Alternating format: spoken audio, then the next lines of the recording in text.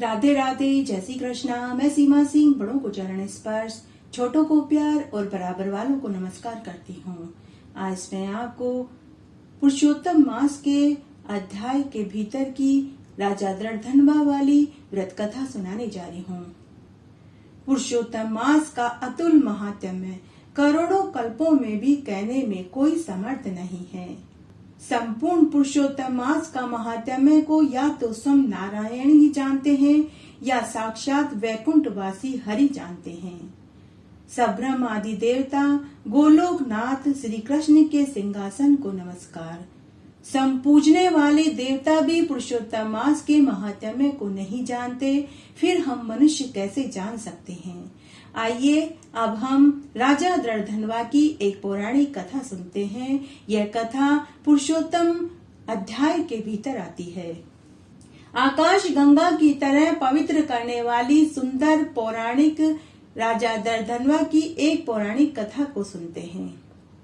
है देश का रक्षक, बुद्धिमान, सत्यवादी, पराक्रमी चित्रधर्मा नाम का एक राजा था। उसका पुत्र महातेजस्वी, सर्वगुण संपन्न, सत्यवादी, धार्मिक, सदाचारी दृढ़धनवा नाम से विख्यात हुआ। उसके विशाल नेत्र थे, चौड़ी छाती थी, लंबी भुजाएं थी। ऐसे गुण समूहों से युक्त वह दृढ़धनवा राजा नित्य प्रति बढ़ने लगा। वह चतुर राजा दृढ़धनवा एक बार के सुनने से ही संपूर्ण विद्याओं और शास्त्रों का अध्ययन कर लेता था। मानो पूर्व में ही उसने सभी वेद पढ़ लिए हों, ऐसा प्रतीत होता था। चारों वेदों को पढ़ने के बाद गुरु को उसने दक्षिणा दी और विधिवत गुरु का सम्मान करके गुरु से आज्ञा लेकर अपने राजा के नगर को लौट आया। नगर वासियों ने जब राजकुमार को देखा तो वे बड़े आनंदित हुए। उसके पिता चित्रधर्मा ने भी अपने पुत्र को देखा तो उन्हें भी परम खुशी हुई, क्योंकि धर्म को जानने वाले युवराज प्रजापालन में समर्थ हो गए थे। इस संसार से इससे बढ़कर और कौन सा सुख हो सकता है। राजा चित्रशर्मा ने मन ही मन सोचा कि अब मैं दो भुजाधारी, मुरलीधर, प्रसन्न मुख, शांत, भक्तों को अभय करने वाले श्री कृष्ण भगवान की आराधना करूंगा, जैसे कि ध्रुव, अम्बरीश, ययाति, शर्याति, शिवी, रंतिदेव, शशबिंदु, भागीरथ, भीष्म, विदुर, दुष्यंत, भरत, राजा पृथु, उत्तानपाद, प्रहलाद और विभीषण ने करी। इन सभी ने भगवान पुरुषोत्तम की आराधना करके वे सभी परम पद को प्राप्त हुए थे। इसलिए अब मैं भी स्त्री, घर, पुत्र के स्नेह रूपी बंधन को तोड़कर वन में जाकर हरि का भजन करूंगा।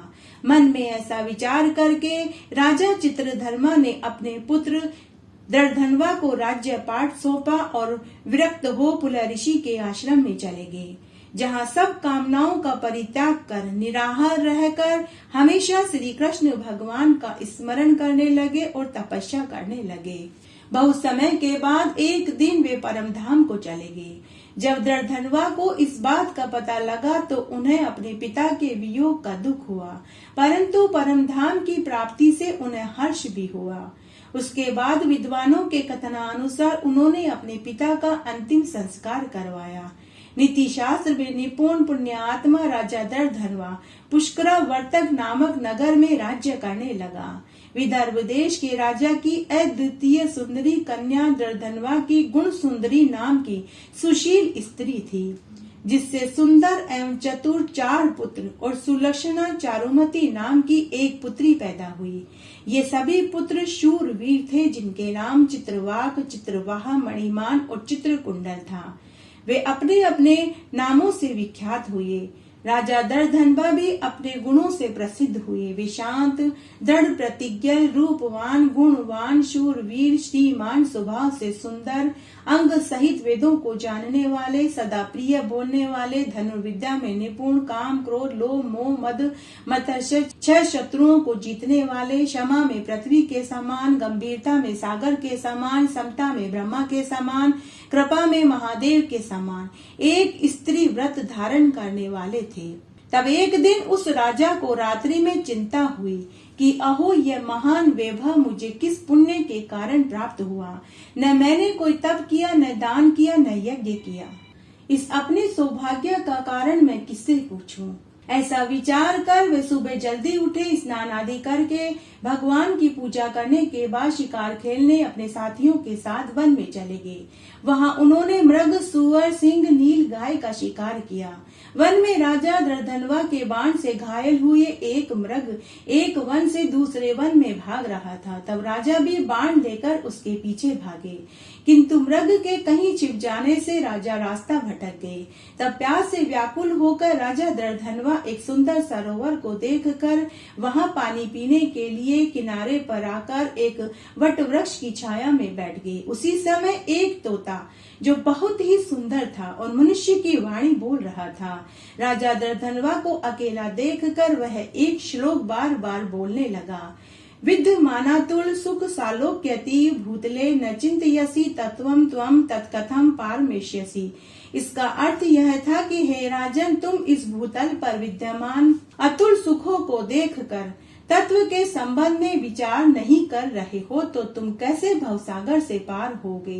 तोता बार बार इस पद को बोल रहा था जो बड़ी ही कठिनाई से समझ में आने योग्य था। तब राजा दर्दनवा मनी मन सोचने लगे कि क्या यह श्री सुखदेव जी है जो श्री कृष्ण के सेवक मुझ संसार में डूबे हुए मूढ़ को राजा परीक्षित की भांति कृपा करके उद्धार करने आए हैं। ऐसा राजा सोच ही रहे थे कि तभी राजा की सेना राजा को ढूंढते ढूंढते वहां आ गई। उधर तोता भी राजा को आत्मबोध कराकर अंतर्ध्यान हो गया। राजा नगर में आ गया, लेकिन उसे तोते की बात बार बार में याद आ रही थी। तो राजा ने भोजन पानी छोड़ दिया और गुमसुम उदास होकर बैठ गया। राजा की रानी ने राजा से बहुत पूछा, लेकिन राजा ने अपने मन की बात रानी को नहीं बताई। तब रानी दीर्घ श्वास लेकर अपने पति की मानसिक दुख से अत्यंत पीड़ित हुई और स्वामी के कठिन चिंता के कारण को वह नहीं जान पाई। ऐसी चिंता से राजा का बहुत सा समय व्यतीत हो गया, परंतु राजा अपने संदेह का निवारण किसी से नहीं पूछ पाया। तब एक दिन राजा दर्दनवा के महल में वाल्मीकि मुनि आए। राजा ने दूर से ही वाल्मीकि मुनि को आता हुआ देखा तो उठकर राजा ने प्रणाम किया और उन्हें बैठने के लिए सुंदर आसन दिया। राजा ने अपने हाथों से मुनि के चरणों को धोया और चरणों उद्धक को सिर पर धारण किया। तब राजा को उसी समय तोते वाली बात याद आई।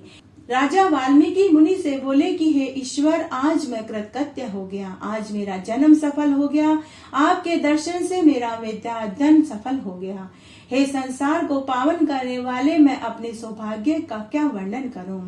उसके बाद वाल्मीकि मुनि राजा से बोले कि हे राजन, तुम इतने चिंता से व्याकुल क्यों हो? तुम्हारे मन में क्या है, मुझे बताओ, मैं तुम्हारी चिंता को दूर करना चाहता हूँ। तब राजा दर्दनवा वाल्मीकि मुनि से बोले कि हे मुनिवर, आपके चरणों की कृपा से मैं सदा सुखी हूँ, परंतु मेरे मन में एक संदेह है। एक बार मैं वन में गया तो एक तोते ने मुझे एक पद्य सुनाया। वह तोता मनुष्य की वाणी में बोल रहा था। वह मेरे आगे एक ही श्लोक बार बार बोल रहा था और कह रहा था कि हे राजा, तू पृथ्वी पर अत्यंत सुख को देखकर तत्व की चिंता नहीं करता, तेरा कैसे उद्धार होगा। उसकी इस वाणी को सुनकर मैं संदेहग्रस्त हो गया। हे ब्राह्मण, तोते ने जो कहा वह मैं नहीं समझ पाया, यही मेरे हृदय का संदेह है। कृपया करके आप मेरे संदेह को दूर कीजिए। मेरे राज्य में सभी सुख है, प्रतिभाशाली चार पुत्र हैं, एक पतिव्रता स्त्री है और एक पुत्री है। हाथी, घोड़े, ऊंट, रथ, पैदल सेना, चतुर्गनी सेना है, सभी अपार समृद्धि है। यह मेरे कौन से पुण्य का फल है? कृपा करके आप मुझे विस्तार से सुनाइए।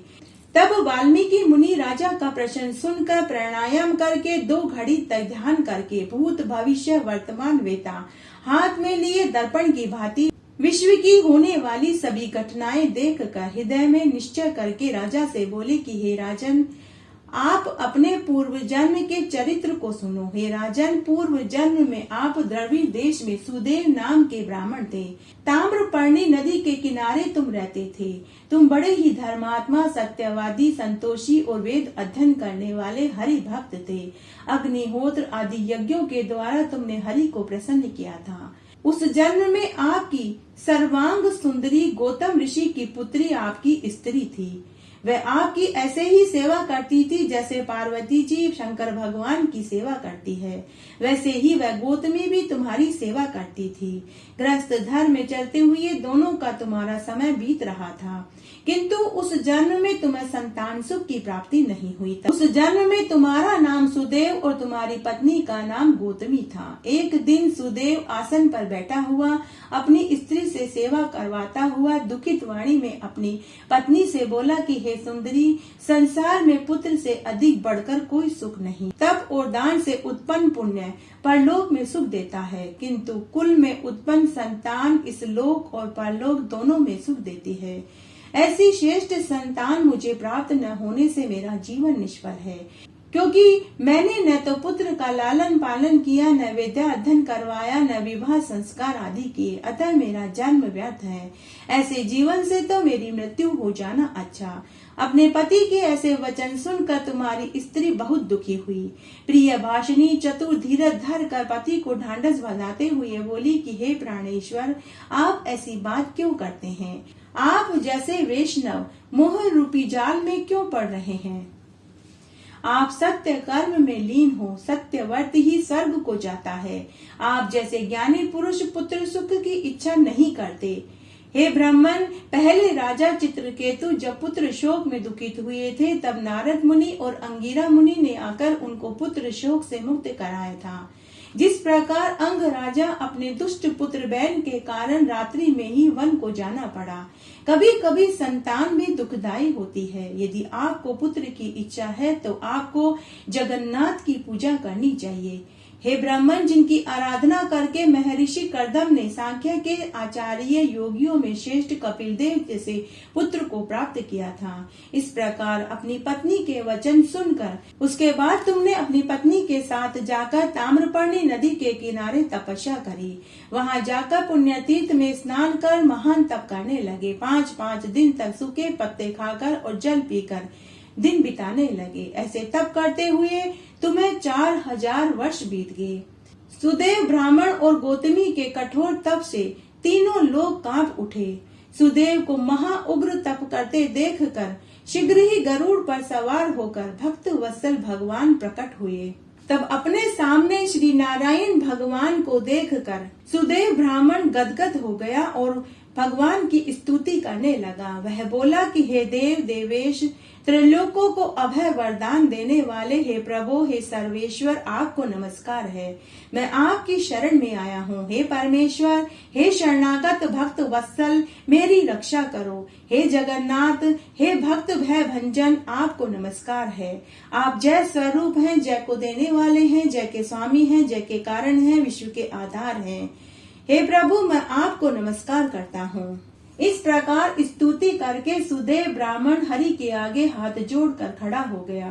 तब भगवान हरि उसकी स्तुति सुनकर मेघ के समान गंभीर वाणी में बोले कि हे वत्स, तुमने बहुत कठिन तप किया है, अतः जो इच्छा हो वह वरदान मांगो। मैं तुम्हारे तप से बहुत प्रसन्न हूँ। मैं तुम्हारी इच्छा पूरी करूँगा।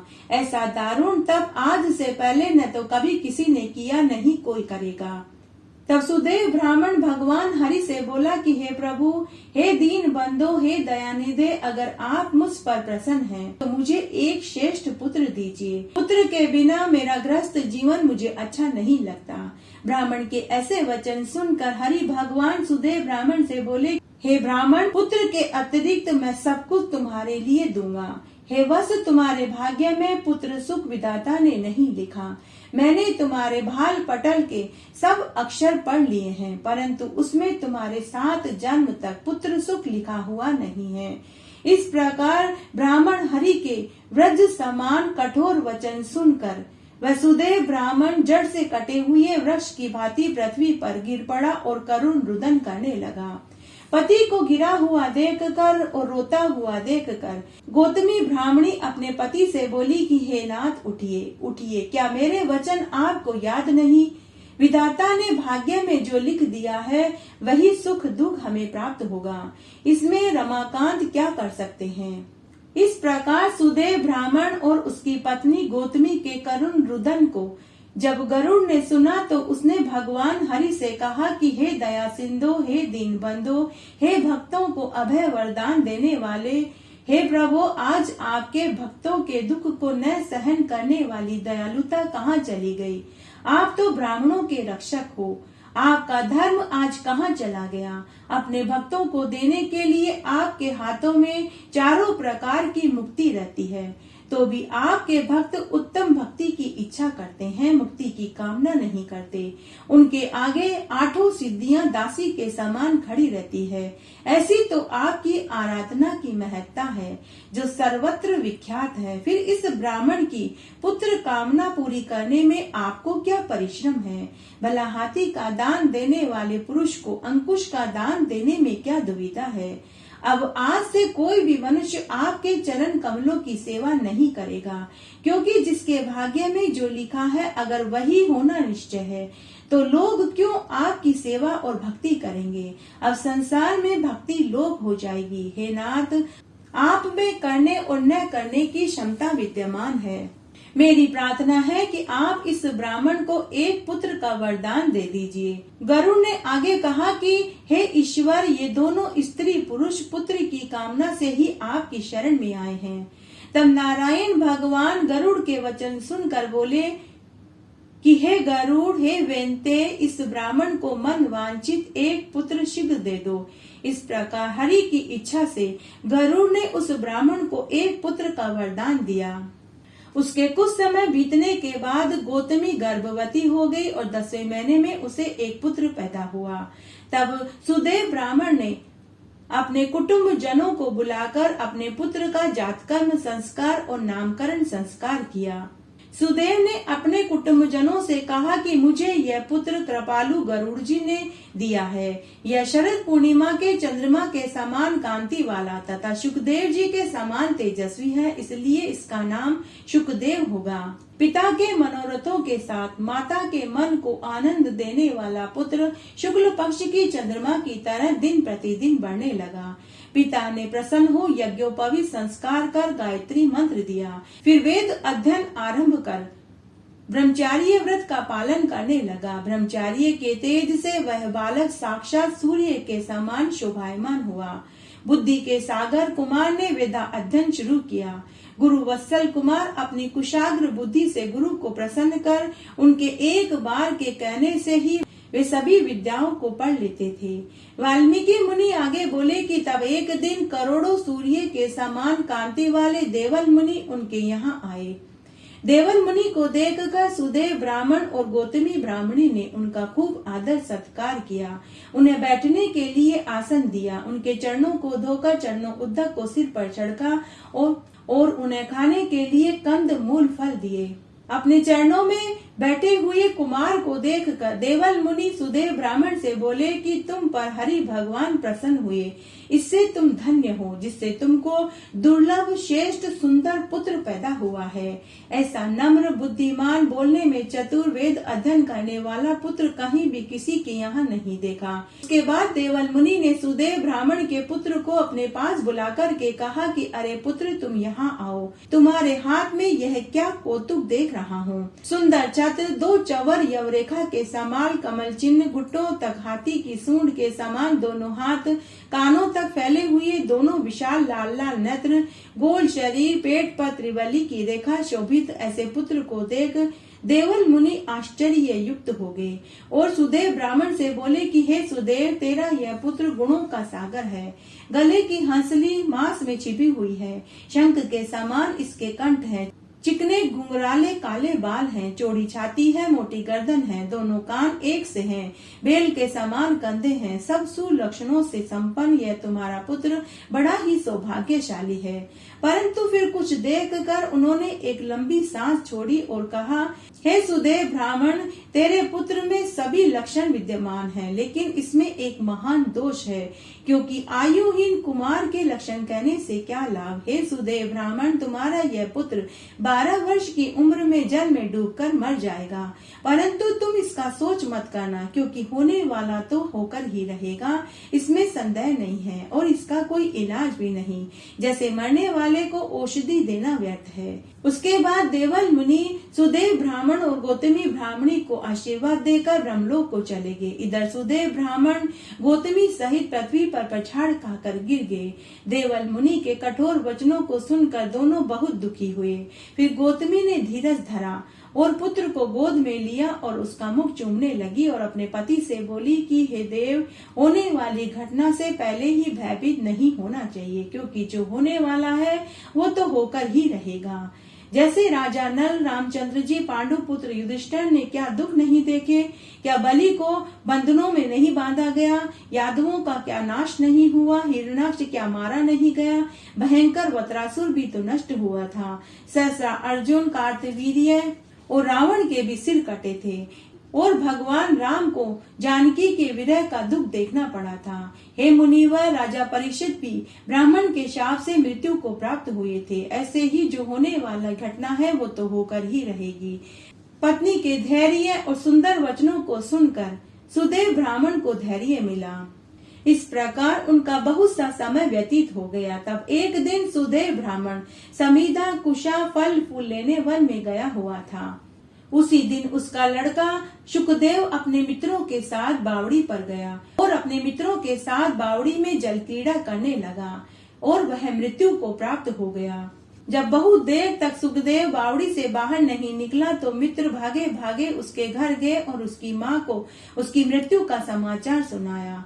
अपने पुत्र की मृत्यु का समाचार सुनकर गौतमी जमीन पर गिर पड़ी और बेहोश हो गई। इतने में ही वन में से सुदेव आ गया। पुत्र की मृत्यु का समाचार सुनकर वह भी कटे वृक्ष की भांति धरती पर गिर पड़ा। दोनों पति पत्नी फिर बावड़ी पर आ गए। वहां जाकर मृत पुत्र को छाती से लगाकर करुण विलाप करने लगे। उसके बाद सुदेव ब्राह्मण अपने मत पुत्र को छाती से लगाकर बोलने लगा कि हे पुत्र, तुम अपने वृद्ध माता पिता को छोड़कर असमय में क्यों चले गए? हे पुत्र, तुम उठो, देखो तुम्हारे मित्र वेद पढ़ने के लिए तुम्हें बुला रहे हैं। हे पुत्र, जब तक तुम उठोगे नहीं मैं वापस घर नहीं जाऊंगा। मेरा घर में तुम्हारे बिना क्या काम है? यदि तुम्हें कंद मूल फल खाना है तो तुम जल्दी उठो और घर चलो। हे ईश्वर, मैंने ऐसा क्या कुकर्म कर दिया जिसकी मुझे यह सजा तुमने दी है? इस तरह से दोनों पति पत्नी करुण विलाप करने लगे। सुदेव ब्राह्मण और उसकी पत्नी के ऐसे विलाप से अचानक से दसों दिशाओं को गुंजायमान करते हुए असमय में काले काले मेघ घिर आए। साथ ही पर्वतों को कपाने वाली, शरीर को स्पर्श करने वाली तीक्ष्ण वायु चलने लगी। अत्यंत कड़कड़ाती आवाज से बिजली चमकी। वह मेघ शब्द सब दिशाओं में फैल गया। इस प्रकार 1 महीने तक पानी बरसता रहा। सारी पृथ्वी जलमय हो गई, किंतु पुत्र शोक की अग्नि से तापित सुदेव ब्राह्मण और उसकी पत्नी को कुछ भी पता नहीं चला। उन्होंने अन्न जल त्याग दिया और हाय पुत्र कहकर करुण विलाप करते रहे। वह 1 मास श्री कृष्ण भगवान का प्रिय पुरुषोत्तम मास था, अतः अनजाने में पुरुषोत्तम मास का उनसे सेवन हो गया। इससे अत्यंत प्रसन्न हो नवीन मेघ के समान श्याम वर्ण वाले वनमालाधारी श्री कृष्ण भगवान उनके सामने प्रकट हो गए। उनके प्रकट होते ही बादल भी छट गए। तब सुदेव ब्राह्मण ने भगवान पुरुषोत्तम का दर्शन किया। सुदेव ब्राह्मण ने अपने मृत पुत्र को पृथ्वी पर रखा और अपनी पत्नी सहित श्री कृष्ण भगवान को दंडवत प्रणाम करने लगा। तब भगवान हरि सुदेव ब्राह्मण से बोले कि हे सुदेव ब्राह्मण, तुम धन्य हो, बड़े ही सौभाग्यशाली हो। तुम्हारा वर्णन त्रिलोकी में कौन कर सकता है? हे वत्स सुनो, तुम्हारा भविष्य मैं कहता हूँ। हे ब्राह्मण, तुम्हारे पुत्र की आयु 12,000 वर्ष की होगी। हे द्विजोत्तम, यह तुमको निसंदेह सुख देने वाला पुत्र होगा। मैं प्रसन्न होकर तुम्हें ये पुत्र देता हूँ। हे द्विजोत्तम, मेरे प्रसाद से तुम्हारे पुत्र सुख को देखकर देवता, गंधर्व, मनुष्य सब पुत्र सुख की कामना करेंगे। हे सुदेव ब्राह्मण, इस संबंध में मैं तुम्हें एक प्राचीन इतिहास कहता हूँ। पहले एक धनु नाम का मुनि था। वह पुत्र के लिए हमेशा दुखी रहता था। तब उसने पुत्र प्राप्ति के लिए कठोर तपस्या करी। 1000 वर्ष तक वह तप करता रहा।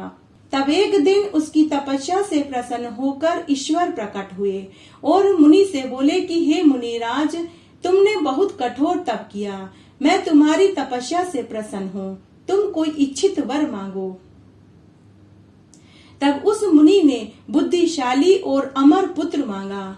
तब ईश्वर ने मुनि से कहा कि पृथ्वी पर आज तक कोई अमर नहीं हुआ, तुम कोई दूसरा वरदान मांगो। तब मुनि ने निमित आयु वाला पुत्र मांगा।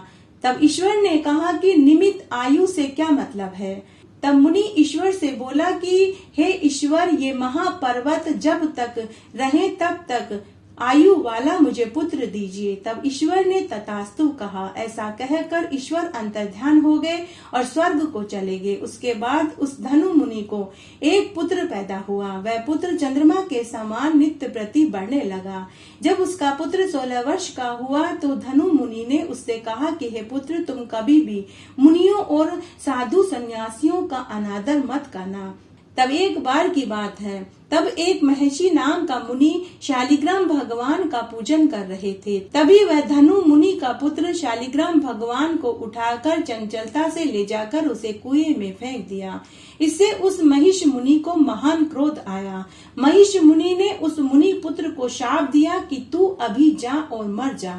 लेकिन जब मुनि पुत्र महिष मुनि के शाप से नहीं मरा तो महिष मुनि ने अपने ध्यान से पता लगा लिया कि यह तो निमित आयु के वरदान वाला पुत्र है, अतः इसे इस तरह से नहीं मारा जा सकता। तब उस मुनि ने लंबी लंबी श्वास छोड़ी। उस श्वास से करोड़ों भैंसें उत्पन्न हो गई और उन भैंसों ने अपने सींगों से उस महापर्वत के खंड खंड कर दिए। जैसे ही वे महापर्वत टूट कर बिखर गए, उसी समय वह मुनि पुत्र मर गया। जब उस धनु मुनि को अपने पुत्र के मरने का पता चला तो उसने चिता बनाई और अपने पुत्र के साथ अग्नि में प्रवेश हो गया। हे सुदेव ब्राह्मण, इस प्रकार हठ से पुत्र प्राप्त करने वाले मनुष्य को कभी सुख प्राप्त नहीं होता। गरुड़ जी ने तुमको एक पुत्र का वरदान दिया, इसलिए तुम लोक में प्रशंसनीय पुत्रवान हो गए हो। पुरुषोत्तम मास के महात्म्य से प्रसन्न होकर ही मैंने तुमको यह चिरंजीवी पुत्र का वरदान दिया है। यह तुमको सुख देने वाला होगा। तुम सदा पुत्र सहित अतुल ग्रस्त आश्रम के सुखों को भोग कर अंत में ब्रह्मा के लोक को जाओगे और वहाँ 1000 वर्ष तक सुख भोग कर अंत में तुम चक्रवर्ती राजा बनोगे और तुम्हारी चतुर्गनी सेना होगी। तुम्हारे 4 पुत्र और 1 पुत्री होगी और इस जन्म की तुम्हारी यह गोत्री पटरानी अगले जन्म में गुण सुंदरी नाम से प्रसिद्ध होएगी। तब सुदेव ब्राह्मण आश्चर्य से युक्त हो श्री हरि को नमस्कार कर अपने हृदय जनित संदेह को दूर करने के लिए हाथ जोड़कर बोला कि हे प्रभु, मैंने 4000 वर्ष तक पुत्र के लिए कठोर तपस्या करी थी। तब आपने मुझे कठोर वचन कहे थे कि हे वत्स, तेरे भाग्य में 7 जन्म तक पुत्र सुख नहीं है, तो फिर अब मुझे चिरंजीव पुत्र का वरदान देने का क्या मतलब है? तो अब मेरे मरे हुए पुत्र को जीवित करने का क्या कारण है? तब भक्त वत्सल श्री नारायण भगवान सुदेव ब्राह्मण से बोले कि हे ब्राह्मण, तुमने जो कुछ किया है उसे अन्य कोई व्यक्ति नहीं कर सकता। इसी से मैं प्रसन्न हुआ हूँ। इसका कारण मैं ही जानता हूँ, तुम नहीं जानते। मेरा प्रिय पुरुषोत्तम मास जो ये बीता है, तुम दोनों के पुत्र शोक होने के कारण इसकी सेवा और आराधना हो गई। तुमको उसका महान फल प्राप्त हुआ है। इस पुरुषोत्तम मास में जो मनुष्य एक दिन भी उपवास कर लेता है तो उसके असंख्य पापों का नाश हो जाता है। किंतु तुम दोनों स्त्री पुरुष ने पूरे 1 महीने तक निराहार रहकर समय बिताया। बिना समय के मेघ वर्षा होने से नित्य प्रति तीनों काल का तुम्हारा पुरुषोत्तम मास में स्नान हो गया। मेघ जल से स्नान कर लेने से और अखंड उपवास हो जाने से जो पुत्र शोक रूपी सागर में डूबे रहने के कारण तुमको मालूम नहीं चला, इस प्रकार अनजाने में ही तुम्हारा पुरुषोत्तम मास का स्नान और सेवन हो गया। तुम्हें उसी का फल मिला है। हे सुदेव ब्राह्मण, वेदों में जितने साधन वर्णन किए गए हैं वे सब तराजू के एक पलड़े में रखकर दूसरे पलड़े में पुरुषोत्तम मास को रखकर ब्रह्मा जी ने देवताओं के समक्ष तोला तो पुरुषोत्तम मास का पलड़ा ही भारी बैठा। अतः पुरुषोत्तम मास पूजनीय योग्य है। उसके बाद वाल्मीकि मुनि ने राजा दर्धनवा से कहा कि हे राजन दर्धनवा, यही कारण है कि तुम्हें इस जन्म में पुरुषोत्तम मास के स्नान का फल मिला है। जो तुमने पूर्व जन्म में पुरुषोत्तम मास का स्नान किया था, पूर्व जन्म में तुम सुदेव ब्राह्मण थे और तुम्हारी यह पत्नी गौतमी थी। इसीलिए तुम्हें इस जन्म में 4 पुत्र और 1 पुत्री और पतिव्रता नारी मिली है। और तुम्हारी यह सेना, राज्य, चतुर्गनी सेना, दास दासियां का सुख मिला है। यही कारण है जो तुम इस जीवन में ऐश्वर्य भोग रहे हो। और वह तोता और कोई नहीं, तुम्हारे पूर्व जन्म का पुत्र शुकदेव ही है। इस तरह आज हमने पुरुषोत्तम मास की एक पौराणिक प्राचीन कथा सुनी, जो पुरुषोत्तम अध्याय के अंदर आती है। आशा करती हूँ आपको इस कथा को सुनने का संपूर्ण फल प्राप्त होगा। मेरे साथ बने रहने के लिए आपका धन्यवाद। आगे आने वाली कथा कहानियों के लिए भी आप इसी तरह मेरे साथ बने रहें। धन्यवाद।